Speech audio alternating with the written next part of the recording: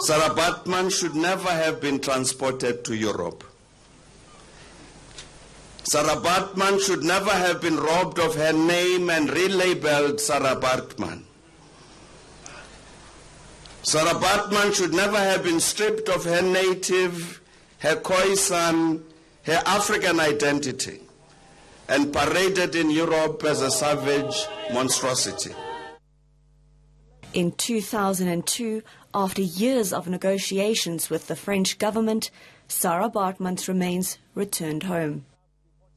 She's a South African icon whose tragic life has become an inspiration. The Khoi woman was taken from her home country in 1810 to have her naked body paraded for years in Europe as part of freak shows. Her story is the subject of writer Suzanne Franco's book, Exiled Child, a history she hopes will inspire others. I think she was a very strong person, even though she went through really, really hard trials during her life. She stuck it out, and I think she always had the feeling of hope that she would return back to South Africa, her homeland. And I think she was the first black person put on show in Europe.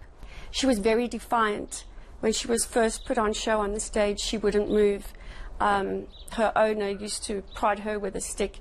So she was very stubborn and very, very proud of who she was and where she came from.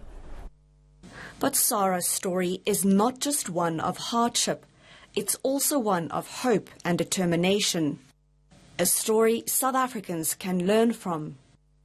I believe she went through really tragic circumstances, and a lot of people today are facing real-life traumas, struggles, and if you were to read her story, you would get the feeling that this is not just a tragedy. She displayed a very strong feeling of hope, and that something good would come out of the real bad circumstance she found herself in. And something did.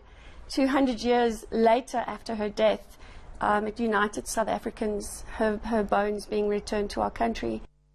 A Hollywood film based on the book is now being made on the back of an endorsement by the Thabo Mbeki Foundation.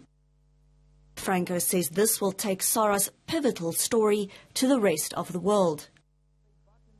On the 9th of August 2002, Sarah Baartman's remains were interred in the Eastern Cape during a traditional ceremony.